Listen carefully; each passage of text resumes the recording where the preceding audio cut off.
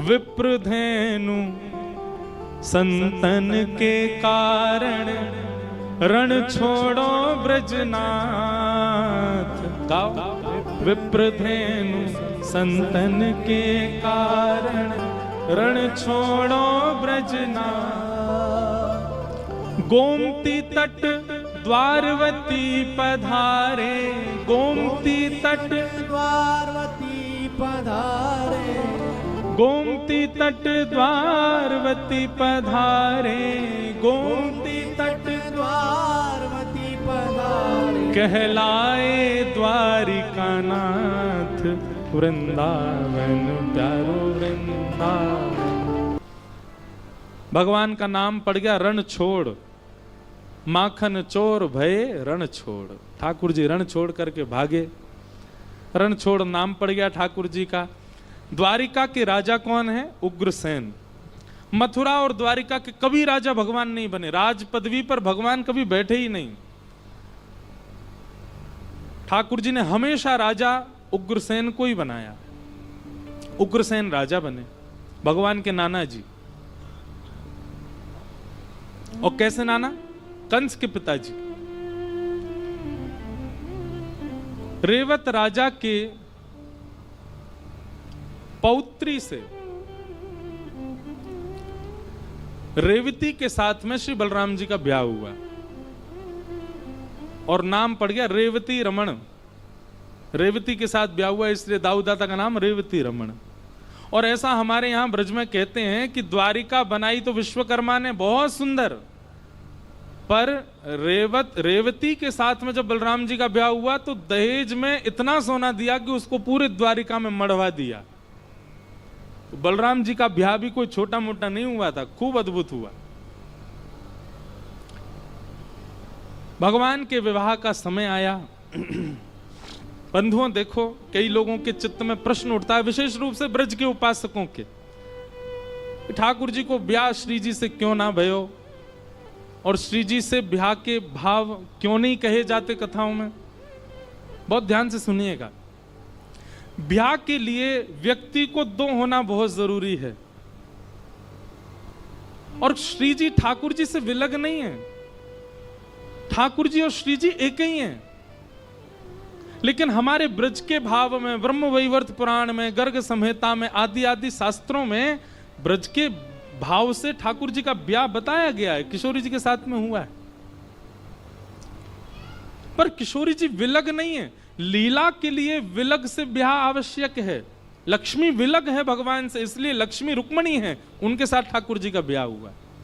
और रुक्मणी जी का विवाह केवल कृष्ण से नहीं, श्री किशोरी जी से हो रहा है, ऐसा मानो। ठाकुर जी हमारे आपकी तरह इंसानों जैसा भाव या संबंध नहीं है उनके। ठाकुर जी का प्रेम हम सीख सकते हैं, बाकी ठाकुर जी की पूरी लीला में हम कुछ भी नहीं सीख सकते। हाँ, वो जो कहते हैं और उनका जो प्रेम है, बस वही करणीय है। आप लीला को करने पर नहीं जा सकते ठाकुर जी के। किशोरी जी विलग नहीं है, ठाकुर जी ही किशोरी जी हैं, किशोरी जी ठाकुर जी हैं। बस हम ब्रज रसिकों के लिए, ब्रज के उपासकों के लिए ठाकुर जी ने वहां पर विलग लीला की किशोरी जी के साथ, नहीं तो वास्तव में दोनों एक ही हैं। लक्ष्मी के साथ में भगवान का विवाह हुआ।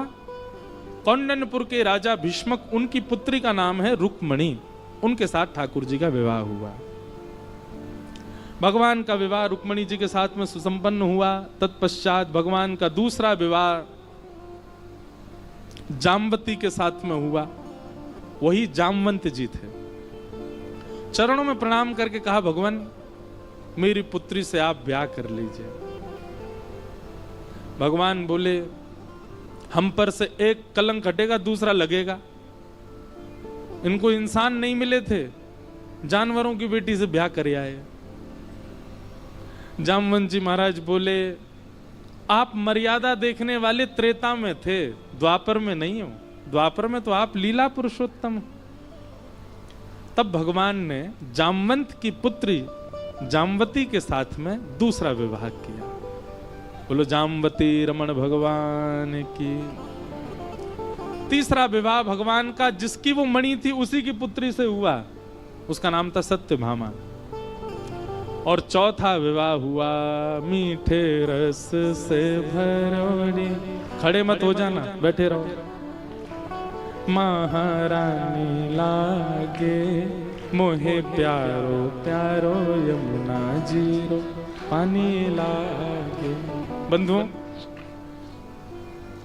आप में से सब लोग जितने भी पीछे तक लगभग सब ब्रज के रसिक हो, हमारी बात मान लीजिए, इसको आप अन्यथा मत लिया कीजिए। वृंदावन जाते हैं तो यमुना जी को प्रणाम निश्चित करके आया करो, यमुना जी को वंदन निश्चित करके आया करो। पता है क्या होता है, हमारी भक्ति में जो भी दोष उत्पन्न होते हैं ना, वो दोष यमुना जी, गिरिराज जी, ब्रजरज, वृक्षवल्लरी, लता गुल्म पत्र, ये सब दूर करते हैं उन अवगुणों को। जो अपराध हमसे बन रहे होते हैं ठाकुर जी की सेवा में, वो अपराध दूर होते हैं। इसलिए श्री यमुना जी सीधे राधा वल्लभ जी मत जाया करो, सीधे राधा रमण जी मत जाया करो, सीधे बिहारी जी नहीं जाना है। पहले ये पंच दर्शन है वृंदावन के, रज, वृक्ष, ब्रजवासी, यमुना जी और श्री गोपेश्वर महादेव। इन पंच दर्शनों के बाद ठाकुर जी के दर्शन करने जाओ, आपको योग्य बनाएंगे ये पांचों। इसलिए यमुना जी को निश्चित प्रणाम किया करो बंधुओं, यमुना जी योग्य बनाती हैं ठाकुर जी के। अच्छा बताओ, यमुना जी कौन है? यमराज की बहन। सबसे ज्यादा भयभीत क्या है मृत्यु के बाद? नरक।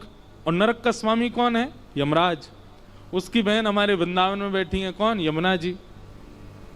अगर यमराज जी की बहन को हम पूजेंगे, उनको वंदन करेंगे, उनको मना के रखेंगे, तो अगर किसी पाप के कारण यमलोक जाना होगा तो श्री यमुना जी बीच बचाव करेंगी हमारा। ए जे मेरो भक्त है भैया, या को मत बुलाइए नरक में। हमारे ब्रज में कहते हैं, यमुना यमदूतन तारत हैं, भव तारत हैं श्री राधिका रानी। यमुना यमदूतन तारत हैं। इसलिए श्री यमुना जी को निश्चित प्रणाम किया करो, वंदन किया करो। यमुना जी अति प्रिय हैं ठाकुर जी को। यमुना जी से ठाकुर जी का ब्याह, इस प्रकार ठाकुर जी के 8 पटरानियां हुई, 8 ब्याह प्रमुख हुए और फिर ब्रज द्वारिका मिलन की कथा आई। बहुत करुण प्रसंग है, मैं इसमें नहीं जाऊंगा। 2 दिन से हम करुण ही करुण चल रहे हैं। किशोरी जी से रुक्मणी जी की भेंट होती है, नंद बाबा की वसुदेव जी से भेंट, देवकी मैया की यशोदा जी से भेंट। बहुत अद्भुत प्रसंग है। इस बार जो नाथद्वारा में ठाकुर जी का उत्सव था गिरधर लाल जी का, उसमें यही प्रसंग था, ब्रज द्वारिका मिलन। उसका एक प्रसंग इतना सुंदर है, भगवान 100 वर्ष से ऊपर की आयु के हो चुके हैं अभी तक, और कुरुक्षेत्र में, यही बगल में आपके बंधु, ये सामान्य नहीं है। एकमात्र कुरुक्षेत्र ऐसा है वृंदावन के अलावा जहां पर किशोरी जी आई हैं, लाडली जी आई हैं। अब इसका प्रमाण कहां है ये तो संत जनों से पूछ के बताऊंगा मैं, लेकिन हां सुना है मैंने कि किशोरी जी यहां आई हैं। क्यों? सूर्य ग्रहण का समय था, ब्रह्म सरोवर पर सबके शिविर लगे थे, सब यज्ञ आहुति कर रहे थे, तो द्वारिका के भी सब लोग आए और ब्रज के भी लोग आए। लेकिन ना तो ब्रजवासियों को पता था कि द्वारिका लोग आने वाले हैं, और ना द्वारिका के लोगों को पता कि ब्रजवासी आने वाले हैं। वहां आकर के आपस में पता चला, ओहो मधुमंगल श्रीदामा सब बड़े बूढ़े हो चुके अब, पर ठाकुर जी हमारे 16 वर्ष के ही हैं अभी भी।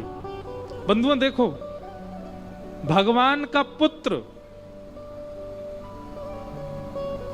50 वर्ष का, भगवान के पौत्र मतलब पुत्र के पुत्र 25 वर्ष के, और दादाजी श्री कृष्ण 16 वर्ष के। भगवान का नाती 25 वर्ष का है, पुत्र 50 वर्ष का है, और भगवान स्वयं 16 वर्ष के ही हैं। जब तीनों निकल करके आते हैं, सफेद दाढ़ी, सफेद बाल, सफेद मूंछ हैं प्रद्युम्न की, आकर के भगवान को प्रणाम करता है तो ऐसा लगता है कोई वयोवृद्ध बालक को प्रणाम कर रहा हो। ठाकुर जी कहते हैं सुखी रहो, प्रसन्न रहो, पिताजी हैं 16 वर्ष के ही रहते ठाकुर जी, उससे बड़े नहीं होते। ठाकुर जी को कभी मूंछ नहीं आती, कभी दाढ़ी नहीं आती। ठाकुर जी के अंग प्रत्यंग कभी हमारी तरह विकसित नहीं होते, वो सदा कोमली बने रहते हैं ठाकुर जी। मधुमंगल श्रीदामा सबको पता चली, ओ भैया लाला हुआ आयो यहाँ पे। ठाकुर जी रत्न सिंहासन पर बैठे हैं और बड़े बड़े वेदज्ञ ठाकुर जी की अर्चना कर रहे हैं। सूर्य ग्रहण का समय। तभी ठाकुर जी ने देखी वयोवृद्ध कुछ लोग बड़े आस भरी दृष्टि से ठाकुर जी को देख रहे हैं। ठाकुर जी देख करके समझ गए, बोले अरे जी तो श्रीदामा मधुमंगल।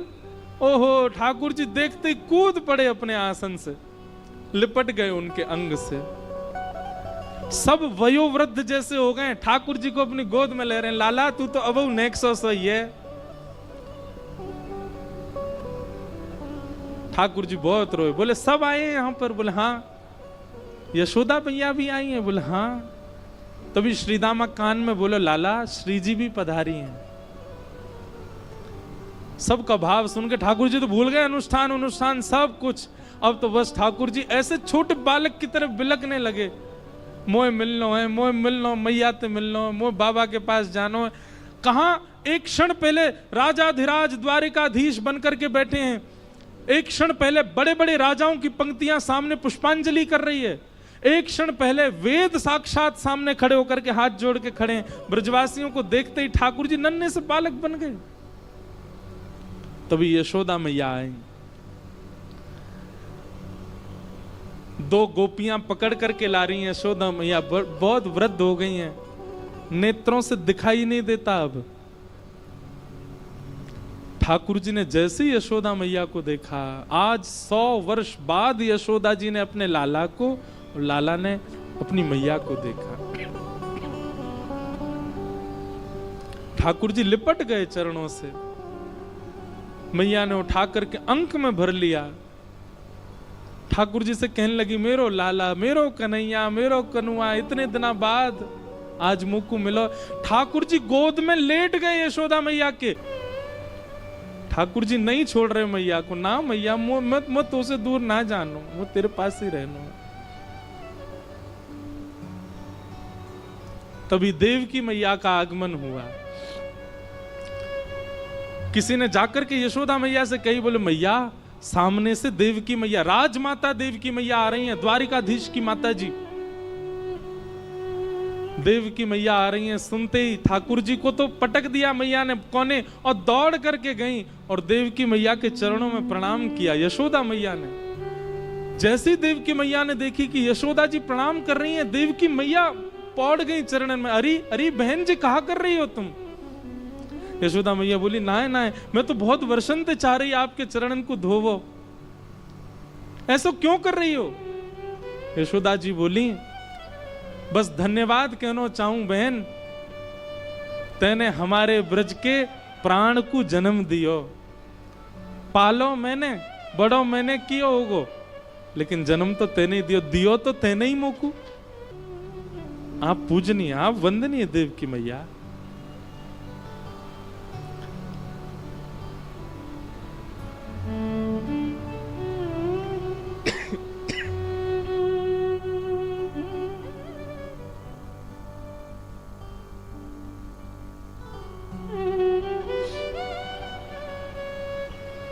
नंद बाबा वसुदेव जी का मिलन हुआ।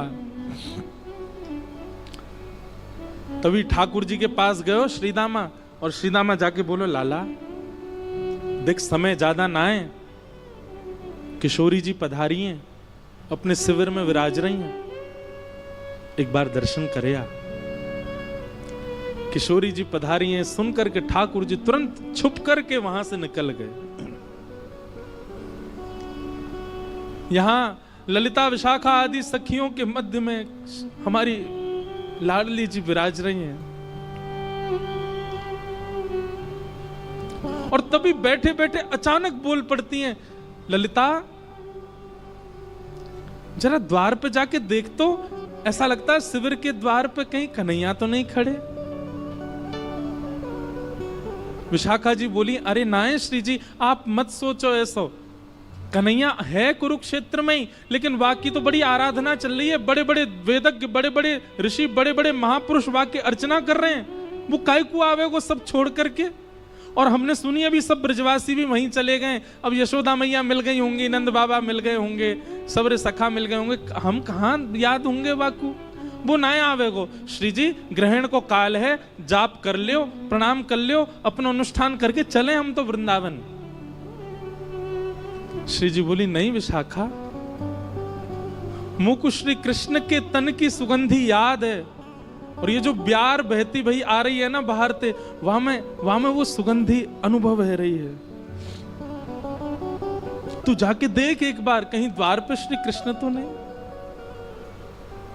ललिता जी ने जाकर के जैसे ही शिविर के पर्दे को हटाया, श्याम सुंदर घुटनों पर हाथ जोड़ करके वहीं बैठे। 100 वर्ष बाद श्री कृष्ण के वपुः का दर्शन करके, मुखमंडल का दर्शन करके नेत्र लाल पड़े हैं, नेत्रों से छोटे छोटे अश्रु बिंद ठाकुर जी के गिर रहे हैं। उस रूप का दर्शन करके समस्त सखियां एक साथ दंडवत हो गई ठाकुर जी के आगे, प्रणाम करने लगी। किशोरी जी के नेत्र नीचे झुक गए, कंपन प्रारंभ हो गया सबके श्री अंग में।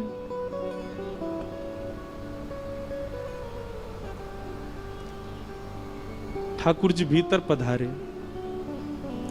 किशोरी जी देख नहीं रही हैं ठाकुर जी की ओर, बस कुछ कर रही हैं, रखती कुछ हैं, उठाती कुछ हैं, कहीं चलती हैं, कहीं बैठती हैं, बेसुध सी हो गई हैं, बस नीचे निहार रही हैं, देख नहीं रही ठाकुर जी को। ठाकुर जी किशोरी जी को देख रहे हैं।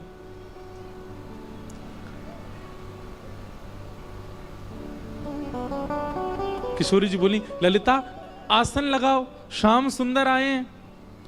विशाखा इत्र को लेपन करो, आसन पे सुगंधित करो, दीप जलाओ, बंधन बार बांधो, श्याम सुंदर आए हैं हमारे पास, इनको सिंहासन पे विराजमान करो। सिंहासन सजाया, आसन लगाया, इत्र लगाया, ठाकुर जी कोने में खड़े हैं और श्री जी निहार नहीं रही हैं ठाकुर जी की ओर। ठाकुर जी का नियम है निकुंज का कि पहले किशोरी जी आसन पर बैठती हैं, फिर ठाकुर जी आते हैं। किशोरी जी जब प्रसादी कर देती हैं तब ठाकुर जी विराजते हैं। माला पहले किशोरी जी पहनेंगे, किशोरी जी की प्रसादी ठाकुर जी पहनेंगे। प्रसाद भोग पहले किशोरी जी पाएंगे, किशोरी जी की प्रसादी ठाकुर जी पाएंगे। अरे हमारे बिहारी जी को श्रृंगार, आप देखो लहंगा पहने बिहारी जी, वो लहंगा भी पहले किशोरी जी को धारण कराया जाए, फिर ठाकुर जी पहने, ठाकुर जी की प्रसादी धारण करें। किशोरी जी विराज गए और जैसे किशोरी जी विराजी, ललिता विशाखा बोली श्याम सुंदर आप आओ विराजो। ठाकुर जी गए, सिंहासन पर नहीं बैठे, सिंहासन पर पैर लटका के बैठी। किशोरी जी के श्री चरणन में अपने सिर को रख करके पहले तो नीर, अपने नेत्रन के नीर सो किशोरी जी की चरण वंदना करी और वहीं सिंहासन से कमर लगा के नीचे ही बैठ गए, किशोरी जी के श्री चरणन को अपने हस्त कमल में लेकर के। लाडली जी आप मोसो नाराज हो ना, मैं जब से आया हूं आपने एक बार भी नेत्र उठा करके मुंह को देखो भी नहीं है। किशोरी जी कह रही हैं श्याम सुंदर नेत्र भर के तब देखूं जब रुको, जब मुझे पता ही है कि आपको वापस जाना ही है तो फिर मैं क्यों देखूं दोबारा। इसलिए आपसे प्रार्थना, आप प्रसाद पाओ, आप जलपान करो, न एक देर पौड़ लो, ये सब सखी आपकी सेवा करेंगी। कोई जितनी देर आप विराजनो चाहो विराजो, वाके बाद फिर जैसी आपकी रुचि हो आगे प्रस्थान करो। मैं आपको देखूं तो तब ना जब आप टिकवे वाले हो, आपको जानो ही, आप जावे के काजी आए हो, मैं जानू तो फिर मैं क्यों देखूं आपको।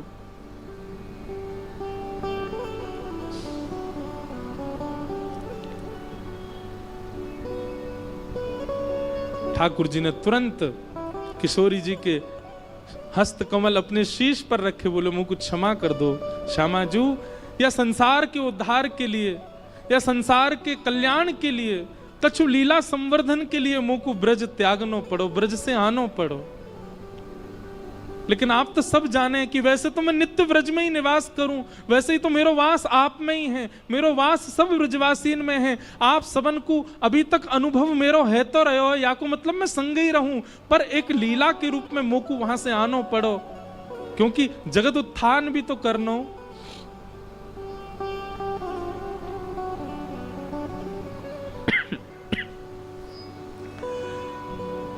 थोड़ी देर में ललिता विशाखा आदि किशोरी जी को सब समझाने लगी। किशोरी जी ने नेत्र ऊपर करके श्याम सुंदर की ओर देखा, देख करके भाव में चली गई, अपने हृदय से लगा करके गाढ़ आलिंगन किया और ठाकुर जी का जो स्वरूप था ना, वो स्वरूप हटा दिया। सीधा मुकुट पहना था, मुकुट उतार दिया, केश खोल दिए। किशोरी जी बोली लाओ सब श्रृंगार पेटी लेके आओ, आज द्वारिकाधीश को पुनः नंद नंदन बनानो है।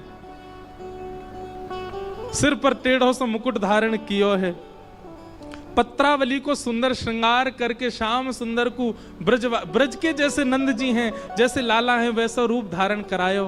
अपने नेत्रन कोई काजर लेकर के श्री ठाकुर जी के श्री नेत्रन में लगायो, पैरन में महावर लगाई, सुंदर घेराव पहनायो, अंदर कारी कमरी प्रदान कर दी। वंशी जी ला करके जैसे ही ठाकुर जी को प्रदान करी, सब सखीन ने दंडवत प्रणाम करी। बोलो ब्रज के नंद के लाल की जय हो।